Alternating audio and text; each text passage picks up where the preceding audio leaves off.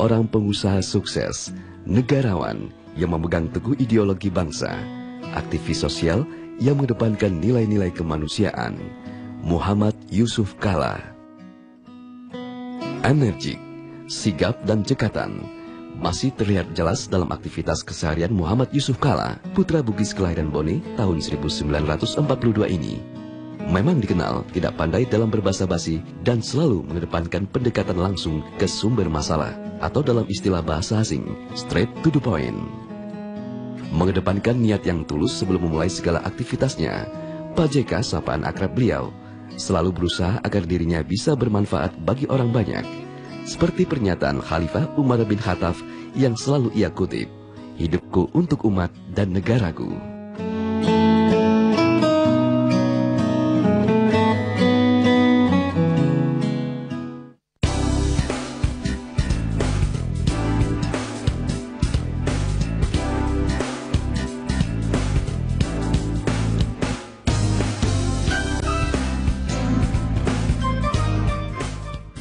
Pak JK,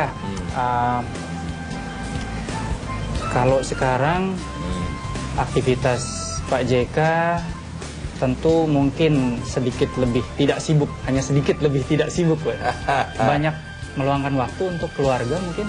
Oh iya, tapi tidak juga, karena sekarang setelah 30 tahun lebih di bisnis, 10 tahun di pemerintahan, dan sekarang lebih banyak masalah sosial, urus TNI, dewan masjid, dan sebagainya.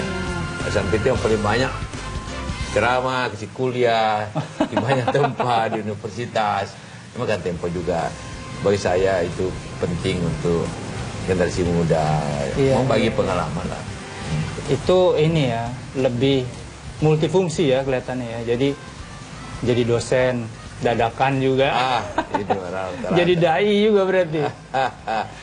Terus banyak kegiatan sosial, membantu masyarakat yang kesulitan ya Pak JK ya. Pak JK, kelihatannya Pak JK kan tadi bilang 30 tahun di bisnis, 10 tahun di pemerintahan. Boleh nggak saya tahu Pak? Itu kan Pak JK penuh dengan semangat kan mengerjakan itu semua kan. Iya, itu tanpa semangat dan bisa jalan. Rumusnya apa? Formulanya apa? Jadi terus bisa bersemangat sampai usia sekarang Pak? Pertama, semua pekerjaan, semua tugas-tugas itu ada dengan niat tentu. Contohnya kalau bisnis ya, niat kita tentu ingin bertumbuh, ingin memberikan pekerjaan kepada masyarakat, ingin melayani masyarakat, ingin ada pertumbuhan ekonomi.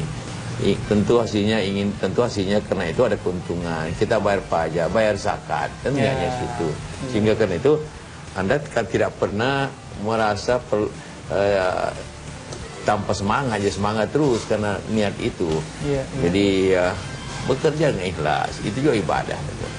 Nah, itu di bidang kalau kita bicara bisnis dan sebagainya. Kalau pemerintahan kan problematikanya pemerintahannya lebih besar lagi. Jadi niatnya jangan karena ingin terkenal, jangan ingin terhormat, tapi niatnya bagaimana masyarakat kita maju, sejahtera, masyarakat kita lebih terdiri, terpintar. Itu mau maju kita, memicu. Karena dengan niat itu justru semangat di pemerintahan bagi saya kadang-kadang melebihi semangat di bisnis. Kan semangat bisnis itu hasilnya untuk kita saja, pemegang saham saja, atau masyarakat lingkungan kecil. Tapi ke negara, kalau apa yang kita jalankan benar, maka manfaatnya luar biasa ya, secara luas seluruh bangsa. Kalau di negara, kan problematikanya banyak Pak JK. Lalu kekuatan niat itu kan menjadi penting ya Pak JK ya. Oh iya, niat dan keikhlasan dan untuk mencapai tujuan sebenarnya tidak jauh beda juga ya. Cuma skalanya saja yang berbeda. Kalau bicara bisnis, niatnya juga untuk secara ikhlas untuk bekerja agar ada pertumbuhan ekonomi baik, masyarakat menikmati. Berikan itulah dengan cara mempekerjakan orang, bayar pajak. Tapi kalau pemerintahan justru lebih luas lagi, lebih hebat lagi sebenarnya efeknya. Kita memiliki kebijakan itu bermanfaat, orang bisa bekerja. kita bisa tingkatkan produktivitas, bisa memberikan hidup dan pekerjaan kepada orang. Tentu bayangkan itu amal ibadah yang kita bisa capai itu. Tapi karena itulah kalau kita tahu akibat positifnya, jangan berbuat negatif jadinya. Sistem keuangan syariah bukan hanya menyangkut soal agama, bukan soal halal, bukan lagi. Tapi sudah menyangkut sistem yang sudah bersifat universal. Dipersembahkan oleh BRI